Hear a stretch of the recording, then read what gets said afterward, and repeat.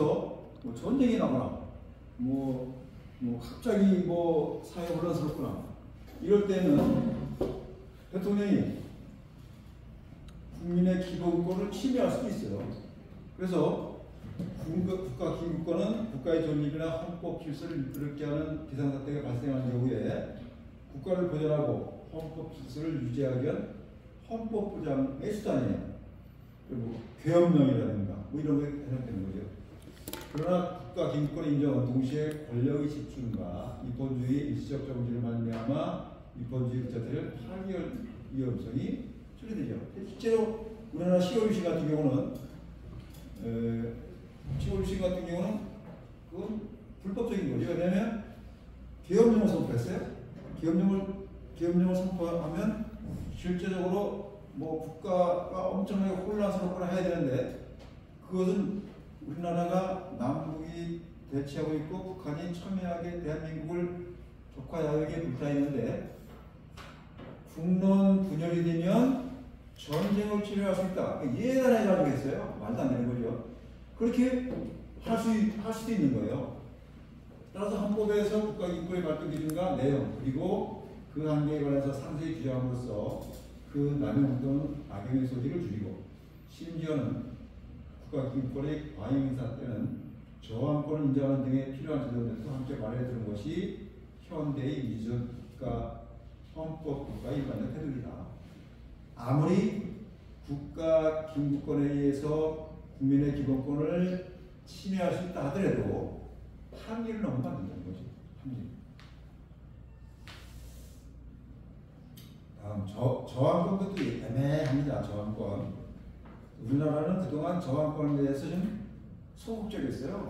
왜냐하면 그동안은 이제 독재국가이기 때문에 정하는 것을 그것을 불온시하고 국가 혼란을 야기하는 나쁜 행태를 생각했던 거죠. 그런데 이제 지금 많이 민주화가 되면서 결국은 권력자들이 자기의 권력을 확대하기 위한 어떤 행위에 대해서는 국민들도 반드시 정해야 된다. 그런 얘기입니다.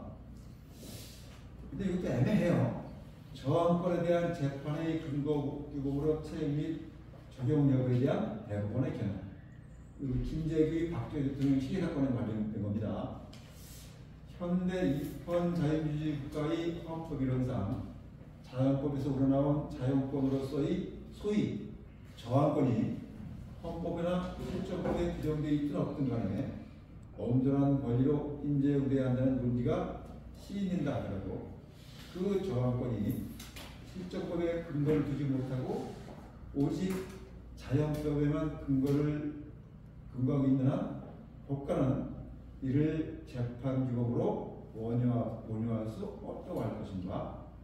헌법 및 법률에 저항권에 관하여 아무런 규정이 없는 헌법 전문 중 4.19 의거 운운은 저항권 규정으로 볼 수 없다. 우리나라의 현 단계에서 저항권 이론을 재판의 근거 기법으로 채용, 적용할 수 없어요. 그동안 저항권은 자연법사 사상에 의해서 권력자들이 국민의 기본권을 침해하고 자기 권한을 확대하는 그런 비민주적인 행위에 대해서는 정해도 된다 그랬어요. 정해도 된다. 그런데 그런 것에 대한 법률 규정이 있는 데만 인정할 수 있다. 근데 우리나라는 법률 규정이 없잖아요. 그래서 저항권을 인정하기 쉽지 않습니다. 이게 왜 나오냐. 여러분들 김재규 알죠? 김재규. 옛날에 사실 김재규도 5.16 혁명 주체 세력이에요. 그래서 그동안 계속 정부 요직에 있었는데 그 당시에 중앙정보부장이었어요. 79년도 12.6 사태 때. 근데 1972년 10월 유신을 해가지고 10월 유신을 해서 대통령이 종신토록 할 수 있었는데 근데 어느 권력이건 독재를 하게 되면 썩게 돼 있어요. 썩게 돼 있어요. 왜냐면 뭐 아무도 그 잘못에 대해서 얘기 못 하잖아요. 그러니까 썩게 돼 있고 또 온갖 그 좋은 말만 하고 이러니까 국민들의 생활은 더욱 피폐돼도 권력자들은 몰라요. 그런데다가 그 대통령에 대해서 비판하거나 비평하면 긴급조치로 좀 잡아가고 말을 한마디 못해요. 그렇지만 대통령은 잘하고 있는지 아는가? 국민들이 뭐 대모도 안 하고 하니까. 근데 국민들이 그런 그 압제가 심하면 심할수록 용수철처럼 폭발하겠죠. 그래서 그 전까지는 그런 대모는 한 번도 없었어요. 그러다가 12.6 일주일 전 10월 19일인가 부산 마산에서 폭동이 일어났습니다. 폭동이. 그동안 있을 수 없는 일이 일어난 거예요. 국민들은 도저히 참을 수 없으니까 국민들의 생활은 피폐해지고 권력자들은 점점 국민들 위에 불림하려고 하다 보니까 못 살겠다. 폭동이 일어났어요. 그러니까 권력 내부에서 권력투쟁이 벌어진 거예요. 그래서 그 차시철이라고 사실 차시철이 그 5.16 군사투쟁 때는 대위였어요. 대위. 김대기는 소장이었어요. 하늘과 땅 같은 차이죠. 나이도 20살 차이가 나요.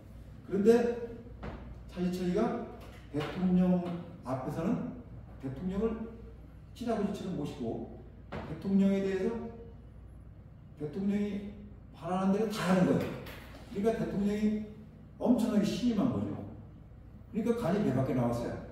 그래서 마침 부산 구만한테 일어나니까 그때 이제 김재규한테 책임을 묻는 거죠. 당신 뭐였냐? 어? 그렇게 대모가 날 때 그 당신 뭐였냐? 당신 책임져야 된다.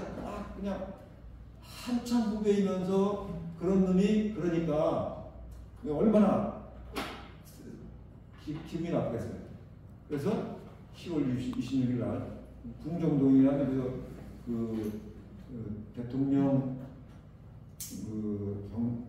청와대 앞에 거기 우리나라 권력자들이 다부산 왜냐면 일반 그 룸사롱을 못 가니까 그 안가에 룸사롱을 무지 만들어놨어요.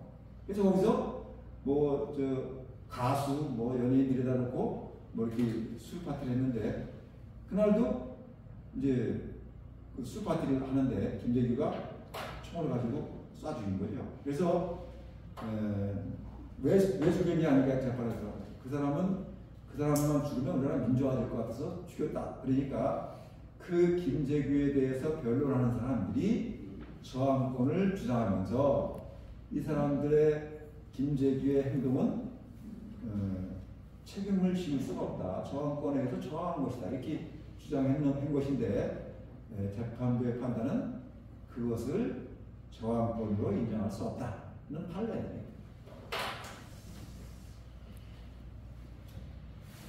이현정당 당대상부의 헌법 제8조 사항은 정당이 목적을 활동이 민주적 기본 질서에 예배될 때에는 정부는 헌법재판소에 그 해산을 제소할 수 있고 정당은 헌법재판소의 판단에 의하여 해산된다고 규정하고 있다. 정당의 해산에 관한 위 헌법 규정은 민주주의를 파괴하는 세력로부터 민주주의를 보호하는 소위 방어적 민주주의를 넣습니다. 그렇죠? 이 민주주의의 요체는 집회, 결사, 언론, 출판의 자유예요.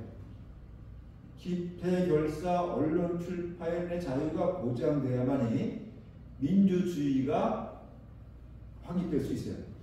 그렇다 하더라도 집회, 결사, 정당 결사죠. 그렇다 하더라도 민주적 기본 질서를 파괴하거나 우리 적인 공산주의를 추종하는 세력들은 해산할 수 있다는 겁니다. 김영삼 대통령의 경제적 경제명령이 잠정성 원칙에 위반되는지요. 국가긴급권은 그 본질상 비상사태에 대응하기 위한 잠정적 성격의 권한이므로 긴급권의 발동은 그 목적을 달성할 수 있는 최단 기간 내로 한정돼야 하고 그 원인이 소멸될 때는 지체 없이 해제돼야 할 것인데도 이 사건 긴급명령은 발표일로부터 2년이 훨씬 현재까지 유지되고 있는가. 이와 같이 긴급명령 발표 상태의 장기화는 바람직하지는 않지만 그렇다고 그 사이만으로 발표 당시 합헌적이었던 이 사건 긴급명령이 바로 위헌이라고 된다고 할 수 없다. 원래 긴급 명령 같은 경우는 기흥사태잖아요. 그래서 그 사태가 해결되면 바로 해제해야 돼요. 그렇지만 그 기간이 길어졌다고 해서 처음 발표한 것 자체를 위안으로 할 수는 없다는 겁니다.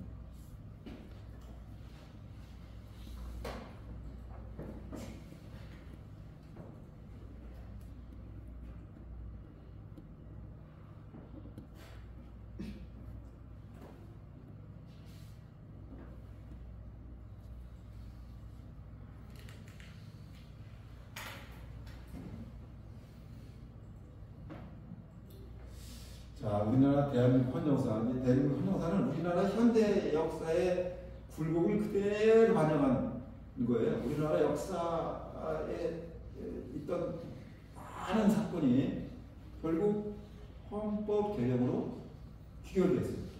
그래서 우리나라에 살아있는 현대사를 볼 수 있는 게 헌정 개정사입니다.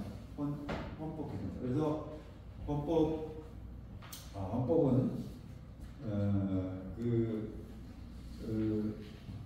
9번에 걸쳐서 헌법 개정됐지만 사실 그야말로 민주적이고 국민의 뜻을 반영한 그러한 헌법 개정은 3차 4.19 의거 이후의 3차 개헌과 60 항쟁 이후의 한 9차 그게 합헌적이고 나머지 전부 다 대통령이 자기의 임기를 연장하거나 또 자기의 권한을 확대하기 위한 그런 방법으로 악용되었어요, 사실. 그래서 이 우리나라의 민주화의 역사를 잘 볼 수 있는 겁니다. 그래서 이것도 뭐 헌법 시험에 많이 나지 않지만 가끔 나와요. 이것도 우리나라의 역사를 알려면, 현대사를 알려면 이 정도 알아야 됩니다. 그래서 개정 그동안 9차 개정에 대해서 간단하게 설명을 드리겠습니다. 자, 1948년 7월 17일 그 헌법을 제정했죠. 우리나라 제정됩니다. 그래서 원래는 가장 민주적인 와이마르 공화국의 내각제로 하려고 했어요. 그런데 이승만이가 대통령제를 요구한 거예요. 그러니까 이승만 요구도 거절할 수 없겠죠. 왜냐하면 그때 정치적으로 힘이 셌으니까. 그래서 결국 내각제에다가 대통령제를 얽어버리다 보니까 이게 뭐 이 잡탕밥이 됐어요. 아무튼.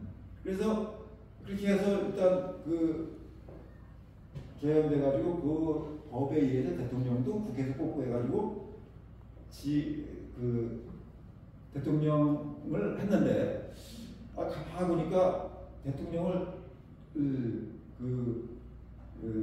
국회에서 간섭을 하면 안 될 것 같아.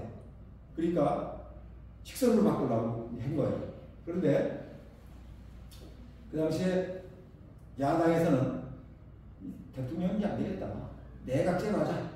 내각제로 하자는 개헌안을 올리고 또 여당에서는 대통령을 직선제로 하는 그런 안을 가지고 올렸는데 전부 다 부결되어 버렸어요. 부결되어 버렸는데 여당에서는 대통령을 직선제로 해야 대통령이 다음에 뽑힐 것 같으니까 그걸 두 개를 뭉뚱그려서 두 개 중에 여당이 발의한 것과 야당이 발의한 것 발췌해가지고 개헌안을 만듭니다. 그게 발췌개헌이에요. 야당 것도 여당 것도 하고. 그래서 이것은 그래서 결국 대통령 중재로 대통령 직선제로 했던 거예요. 그리고 뭐 나머지는 여당이 주장하는 것과 야당이 주장하는 것을 서로 얽어버려 가지고 했는데 이것이 일사부재의 원칙이 어긋나는 거예요. 왜냐하면 의안이 한번 제의됐다가 그것을 부결되면 다시 그 안은 올릴 수 없어요. 올릴 수 없으나 그게 일사부재의예요. 일사부재의가 틀립니다. 일사부재의. 그러니까 그 원칙 때도 어긋나는, 기본도 어긋나는 것이고 또 여당에서는 다른 게 없어. 대통령 중심, 대통령 직선제만 가져오면 되니까 야당이 반대겠죠.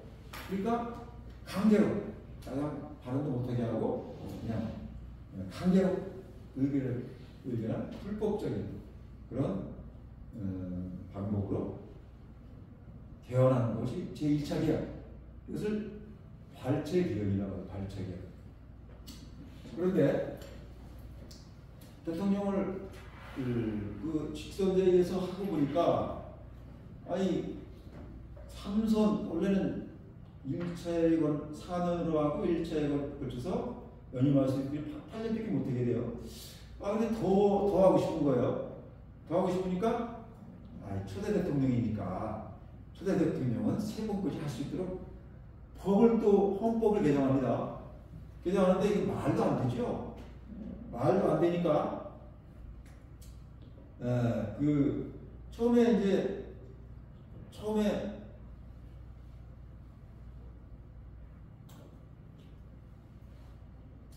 이걸 그 국회에서 투표가 붙였는데 이게 한 명이 부족해서 부결이 된 거예요. 한 명이 부족해서. 그래서 부결로 선포가 됐습니다. 근데 나중에 가만히 생각해보니까 소수점 이하는 4, 4, 5입 할 수 있잖아요. 4, 4, 5입 하면 이게 통과되는 거예요. 그래서 나중에 부결된 것을 아니다. 4, 4, 5입 하면 가결이다 해가지고 나중에 통과시켰어요. 이게 소위 말하는 2차 개헌이 바로 4, 4, 5입 개헌이에요. 이것도 마찬가지 불법적인 거죠. 불법적인 거예요. 그래서 결국은 1차나 2차나 이승만 대통령의 권력을 강화하고 임기를 연장하기 위한 그런 아주 나쁜 개헌이었던 거죠. 그러니까 결국은 그 4.19 혁명이 일어나서 대통령이 하와이로 망명을 떠나게 되면서 이제 민주정부가 들어서는 거죠. 그래서 국민들이 뜻에 따라서 순수한 내각제로 헌법을 개정합니다. 그것이 3차 개헌이에요. 그래서 대통령은 형식상에 대통령은 아무런 권한도 없고 그냥 국무총리 허정이라는 국무총리가 실질적인 책임이 있고 그러면 윤보선이 대통령이에요. 윤보선 이런 분이 대통령이죠. 그렇게 하고 그 내용이 엄청나게 민주적인 법이었어요. 그래서 헌법재판소 지금과 같은 헌법재판소를 처음 만들면서 헌법을 보호하기 위한 그런 재판소를 만들고 또 지방자치제도 하도록 물론 그래 나중에 1994년도에 했지만 헌법으로 지방자치제를 하겠다 처음으로 했고 또 3권 분립이니까 대법원장과 대법관도 선거제를 하자. 대통령이 임명하는 게 아니고 또 공무원의 중립, 특히 경찰의 중립. 3.15 부정선거가 경찰에 의해서 됐잖아요. 그러니까 치욕스럽게도 헌법에 경찰의 정치적 중립을 주의해놨어요. 이건 좀 경찰로부터는 치욕적인 거죠. 헌법에 그걸 해놨다는 게. 그리고 기본권에 대해서는 본질적으로 침해할 수 없다는 것을 신설했고 가장 민주국가 유치인 언론, 출판, 집회, 결사에 대한 아주 무한정한 자유 그리고 언론 검열을 못하도록 하고 정당 조합과 위원정당 강제 해산제도 그리고 중앙선거관리위원회를 헌법기관으로 해가지고 우리나라가 지금 선거는 가장 공정하죠. 공정하고 있는 이런 게 기틀이 됐던 겁니다. 그런데 사실은 가장 민주적인 법을 만들었지만 국민들이 그동안 쌓였던 울분이 막 표출되는 거예요. 민주화를 요구하고 더 요구하는. 그래서 그 당시는 대모 만능했죠. 그래서 중학교까지 된 거였어요. 중학생들까지. 그래서 막 사회가 혼란스럽고 이제 물론 그런 과정을 겪으면서 민주화가 되는 건데 국민들은 0점을 느꼈죠. 너무 사람이 살기 어려우니까. 그래서 5월 16일 날 일본의 군인들이 쿠데타를 일으킵니다. 그래서 그건 또 나중에 일이고, 그래서 그 3차 개헌에 의해서 법을 만들고, 그런데 4.19 혁명을 야기했던 3.1 부정선거에 대한 처벌을 해야 되겠죠. 그래서 이것도 사실 말도 안 되는 거예요. 법의 기본 원칙이 소위법 금지 원칙이거든요. 그런데도 불구하고 국회에서 그 사람들을 처벌하기 위한 소위법을 만듭니다. 그것이 바로 4차 개헌이에요. 4차 개헌. 그래서 사실 이것도 소위법의 처벌 또는 참정권과 재산권 등을 제한하는 법을 위헌이었던 그런 의미가 있던 겁니다. 그래서 5.16 군사혁명이 일어나면서 그 국가적인 최고위라는 국가 최고 기관을 세워서 거기서 법을 만들어요. 다시 대통령주의제로 법을 만듭니다. 그것으로 인해서 이제 순수한 대통령에게 막강한 권한을 주는 그런 법을 만들게 되는 거죠. 사실 이것도 적법한 절차를 거치지 않고 국가 최고재건위원회에서 만들었기 때문에 적법한 절차를 거치지 않는 그런 법리상 문제가 있는 그런 개헌이었어요. 그러다가 이제 그때 이제 대통령은 4년에 한 번 연임할 수 있도록 8년 동안 하게 됐어요. 그러다 보니까 계속 하다 보니까 자기가 지금 그 우리나라 국가의 산업화를 이루고 경제 발전을 하려고 하는데 이거 8년 가지고 부족하다. 루즈벨트도 16년인데 나도 더 해야 되겠다. 해가지고 3선 개헌을 시도합니다. 그게 바로 6차 개헌이에요. 그래서 이것도 야당이 강력히 반대하겠죠. 야당이 강력히 반대해요. 국회 본의장을 점거하고 점거해가지고 회의를 할 수가 없어요. 그러니까 몰래 여당들을 불러가지고 밤 12시에 옆에 의회 도서관 거기서 통화시켜 버립니다. 그것도 불법적이죠 사실. 그래서 6차 개헌은 그런 식으로 3기까지 할 수 있도록 하고, 또 그 국회의원에게 당근을 줘야 되겠죠. 국회의원 정수를 증언하고, 또 국회의원이 장관도 겸직하도록 그렇게 법을 고친다. 그래서 이것도 여당 의원들만이 기습적으로 하는 반민주적인 법이다. 근데 이거는 그래도 약과예요.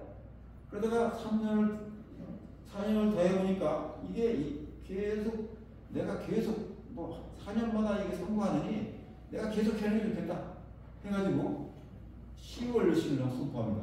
이게 7차 개헌이에요. 7차 개헌. 이게 우리나라의 헌정사의 흑역사죠. 왜냐하면 아까 말씀드린 국가기득권은 실제로 국가안보나 존립이라든가 유지에 큰 위협이 있어야 계엄령을 선포하는 거거든요. 근데 단지 그 국론 분열에 의해서 북한에 의한 전쟁이 유발될 수 있을 것이다는 예측을 가지고 계엄령을 선포해버려요. 그냥 선포해버립니다. 그리고 야당 정치가들을 전부 다 그 교도소로 보내죠. 교도소로 보내고, 그리고 그 법을 만드는데 그동안 대통령의 임기는 4년으로 하되 1년 연임할 수 있다. 아니 3년까지 할 수 있다. 이런데 그때 그 유신헌법은 대통령의 임기는 6년으로 한다. 이걸 딱 끝이에요. 그러면 뭐예요? 죽을 때까지 할 수 있는 거예요. 죽을 때까지. 그래서 완전히 왕대로 후기했던 거죠. 왕대로 해서. 국민들이 큰 열이 반대하겠죠. 그러니까 이 삼권 분립에 의해서 국회에서는 법을 만들고 행정부는 법을 집행하고 사법부는 재판하는 거잖아요. 그런데 긴급조치권에 의해서 대통령이 법을 만들게 됐어요. 그래서 대통령의 긴급조치 1호가 뭔지 아세요?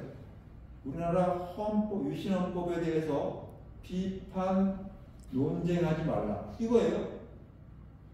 국민들, 초등학생들이 봐도 웃기는 법이죠. 그것을 어기면 징역 10년에 처한다.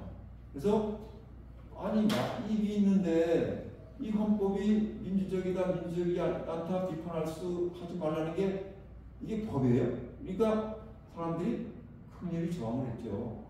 그래서 여러분들 그동안 정치적으로 많은 역할을 하신 분들 있잖아요. 전부 그때 반대했던 사람들이에요. 이것에 대해서 유신헌법 잘못됐다. 그러면 정상 선거랑 차가지고 그래서 일단 나중에 이제 사면 복권 돼가지고 정치를 해서 국회의원도 하고 뭐 장관도 하고 그랬죠. 또 그런 내용이 있는가 하면 국회는 항상 거의 과반이거든요. 여당이든 야당이든 뭐 45대 55나 6대 4 이래가지고는 안 돼. 그러니까 국회의원을 3분의 1을 대통령이 지명해. 말도 안 되죠. 그러니까 3분의 2 정도가 대통령 말을 듣는 사람들이에요. 그리고 대통령을 직선으로 뽑으니까 여러분 삼성계열 해가지고 대통령 선거를 할 때 김대중 전 대통령과 같이 출마했어요. 그때 온갖 불법 선거를 자행해가지고 박정희를 밀었는데 불과 30만 표를 이겼어요. 아슬아슬하게 이긴 거죠. 만약에 그런 그 부정선거 운동이 없었다면 박정희가 떨어졌어요. 그러니까 다음부터는 선거를 하면 안 되겠다 해가지고 강한 선제를 바꿔요. 통일주체 국민회의를 국민들이 뽑고 그러면 통일주체 국민회의가 장충체육관에서 대통령 선거예요. 98% 찬성이에요. 그렇게 그런 아주 말도 안 되는 제도를 했었고 또 대통령 원래 삼권 분립에 의해서 법관은 독립적이어야 되는데 법관도 대통령이 임명해요. 그리고 국회 이놈들 말이야 보면 매일 뭐 쓸데없는 얘기 나오고 반대를 하니까 말 안 들으면 폐산시켜버려. 이것은 대통령 중임제도 있을 수 없는 제도인데 대통령이 국회를 해산할 수 있는 권한이죠. 그리고 국회에서 행정부를 견제할 수 있는 가장 중요한 그 권능이 국정감사예요. 지금도 국정감사 때문에 일반 행정부 공무원들은 국회의원들 꼼짝도 못해요. 뭐 툭하면 무슨 자료 제출하셔, 무슨 자료 제출하셔, 다 제출하면 거기서 조사해가지고 잘못하면 처벌하니까. 그러니까 이게 국회의원이 너무 힘이 세, 국회의원 줄이자 해가지고 국정감사들을 폐지시킵니다. 그리고 구속적 불신자제도가 국민의 기본권을 보호하는 가장 중요한 제도였는데 그걸 없애버려요. 그리고 지방자치, 뭐 나라도 조그만데 무슨 지방자치야, 헌법에서 없애버립니다. 이렇게 완전히 그 반민주 악법을 한 것이 실착이에요.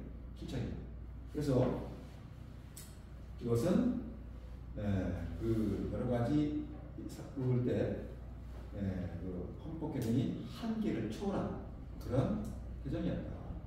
그래서 아까 말씀드린 그로 인해서 유신헌법에 의해서 결국 국민들의 불만이 극도로 많아지고 그러다가 국민들이 폭발해가지고 권력 내부의 권력 투쟁에 의해서 대통령이 중정부장하게 사라지면서 12.6이 난 거죠. 79년도. 그래서 이제 사실 모든 국민들은 자 이제 독재자 박정희가 죽었으니까 3김 중에 하나 대통령이 되어 민주화되리라고 생각했는데 이제 원래 군부가 우리나라 20년 동안 장악했다는 그러니까 곳곳에 전부 다 군부들이 꽉 장악하고 있는 거예요. 그래서 그 군부의 실권자 전두환이가 권력을 장악한 거죠. 권력을 장악해서 결국 광주민주화 운동을 차대하게 진압하고 그다음 180명, 200명 죽었습니다. 근데 그것은 있을 수 없는 일이에요. 아무리 자기 권력이 탐이 난다 하더라도 우리나라 국민을 죽이면서 거기 권력을 차지하면 안 되겠죠. 결국은 그 원죄의 여파로 결국은 뭐 지금 불행한 일이 벌어지고 있는 것 같은데 아무튼 그러면서 이제 그 8차에 걸쳐서 헌법 개정을 합니다. 헌법 개헌을 하면서 이것도 뭐 그 4차 개헌 비슷하게 5차 개헌 비슷하게 국가비상 국보회의에서 해요. 국보회의에서 하는데 이제 대통령 임기 중에 제일 긴 임기가 프랑스 대통령이에요. 프랑스 대통령을 꼰따 가지고 7년으로 하자. 단임을 하겠다. 그리고 국회 대통령의 권한을 계속 유지합니다. 비상조치권, 국회예산권. 그렇지만 통일주의 국민회의는 폐지시켜버리고 그리고 법관도 임명을 대법원장에 임명권을 줬죠. 그리고 또 당근이 있어야 되겠죠. 그래서 적정임금 보장 노력 의무 이것을 처음으로 헌법에 규정했으니까 근로자들의 임금을 적정하게 줘야 된다. 소비자 보호 운동을 처음으로 헌법에 규정해놨고 또 기본권도 여러 가지. 그래서 구성적 부심도 다시 부활됩니다. 그리고 그 국정조사권, 감사권 이것도 부활됐어요. 그리고 재외 국민들을 보호해야 되겠다. 그래서 눈에 가시인 4.19 이념에 대해서는 헌법 전문에서 빼버리죠. 그래서 헌법 8차에 걸쳐서 개정을 했는데 결국 이것도 보면 독재적인 요소가 많죠. 국민들을 만족시킬 수가 없어요. 그래서 국민들이 지속적으로 민주화 운동, 직선제 투쟁 운동을 계속합니다. 계속하다 보니까 결국 모든 국민들이 다 길거리로 나선 거예요. 그래서 그 전까지는 대학생들이 주로 했어요. 그러다 육시방쟁에 와서는 넥타이 부대, 일반 회사원들이 거기 나섭니다. 나서니까 도저히 이런 거대한 물결을 거스를 수 없다. 그래가지고 6.29 선언이 나온 거죠. 6.29 선언이 나와서 국민들의 뜻에 따라서 그 직선제를 하겠다. 그래서 여야 합의에 의한 민주적인 헌법을 만듭니다. 그게 지금의 현재의 헌법이고 그게 아주 민주적이고 선진적인 아주 멋진 헌법이에요. 그래서 그 헌법의 내용을 보면 대통령은 5년입니다. 단임을 하자.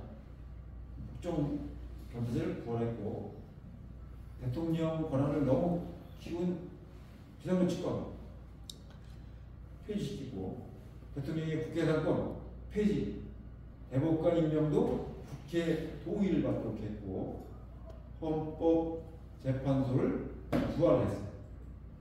그리고 재국민 보호를 의무하고 또 군인으로서는 아주 치욕적인 거죠. 군인의 정치적 중립을 신설했습니다.